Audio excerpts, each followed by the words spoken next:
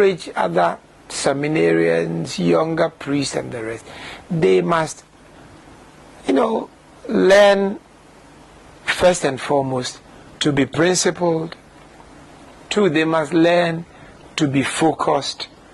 3, they must learn to be, ready to sacrifice even their own joys and happiness and the rest.